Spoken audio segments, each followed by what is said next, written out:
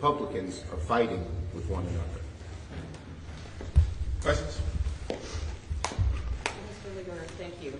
Actually, this is directed to you, Leader Schumer. Do you plan to introduce a proposal for a clean 3-year extension similar to the discharge petition that the leader put forth ahead of next week's vote? And second... Well, let me answer the first one in 2 words. Stay tuned. Second question. Okay, but you're united, right? So we are united. We are united. Okay. Second question. We are not united within the entire Senate caucus. Okay. Second question. I'm just curious if either of you have seen this new DoD IG report. I know it hasn't been made public yet, but there are some details that have come out suggesting that the Secretary may have jeopardized sensitive military information in the Signal group chat. Just want your reaction. I haven't seen it yet.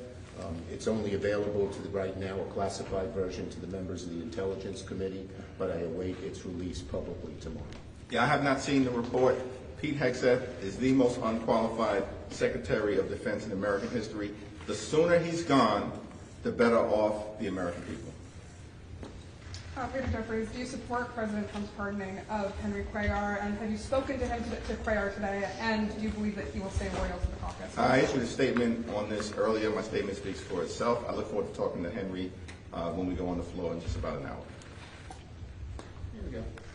If Democrats are united on this health care issue, why are you not stating your plan at this point? Are you hoping for a bipartisan agreement to come together, or what is the reason to not? Look, the Republican senators have an opportunity to show they're on the side of the American people. And next Tuesday's or next week's vote, we don't know what day yet, next week's vote will show whose side they're on. Are they on the side of the billionaires? Are they on the side of Donald Trump, who says he doesn't even know what affordability means and is it a crisis, or on the other side of the American people? We'll see. When are you going to tell us what you're voting on? Stay tuned. Yeah, this is not that complicated. What we've seen, right, House Democrats and Senate Democrats in complete alignment in defending the health care of the American people from the very beginning. Every single House Democrat, every single Senate Democrat opposing the one big ugly bill. Why? Because it enacted the largest cut to Medicaid in American history. It literally ripped insurance away from about 14 million people all across the country, including in rural America. At the same time, Democrats standing united against the one big ugly bill. Why? Because it set in motion hospitals, nursing homes, community-based health centers closing all across the country. We oppose the cuts to the Centers for Disease Control. Together, we oppose the cuts to the National Institute of Health. We oppose their effort to take away vaccines from the children of America. And now you see people getting sick all across this country, including in South Carolina, where kids actually couldn't even go to school, apparently, for weeks because of the Republican health care crisis. And we're standing together in fighting to extend the Affordable Care Act tax credits. Thank you.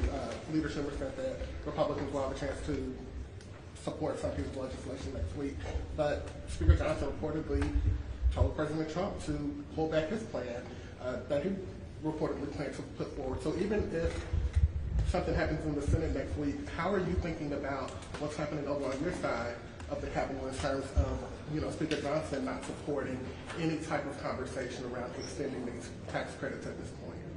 Well, Mike Johnson has consistently made his position clear. He's got zero interest in protecting the health care of the American people. And these folks over on the House side, these Republicans, they've tried to repeal the Affordable Care Act more than 70 different times. We know who they are. They've shown the American people this consistently. And the American people know that Democrats in the House and Senate are actually fighting to make their life better, fighting to lower the high cost of living, fighting to address the Republican health care crisis and fix our broken health care system. In terms of movement in the House, all 214 House Democrats have signed the discharge petition that will force an up or down vote. All we need are 4 House Republicans to join us. There are 219 of them. All we need are 4. Dozens have said that they were prepared to work with Democrats to extend the Affordable Care Act tax credits in the aftermath of the Trump Republican shutdown ending. The Trump Republican shutdown's over.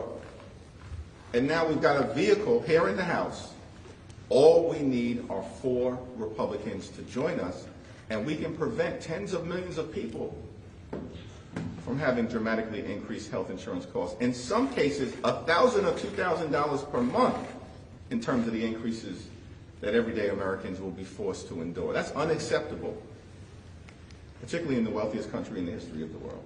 I would say this, the petition, the discharge petition in the House and the vote next week in the Senate are going to be one of the most important moments in this whole Congress. Since 1993, there's been a fight between the two parties, since Hillary Clinton proposed a health care proposal back then. And that is, who is going to lower your costs? Who is going to make health care more affordable? Who is on your side when all the special interests aren't?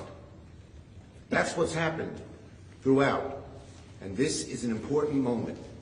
Will Republican senators join us to lower costs? Will a handful of House members join the discharge petition? It's in their hands. It's in their hands, and the American people know it.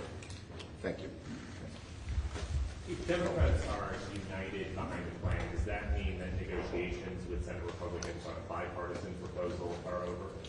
Look, we're willing to negotiate with anyone who will really lower health care costs. So far, they're so flummoxed, they're not even able to negotiate among themselves. That would be the first step, wouldn't it? Last question. Is December the end of this fight?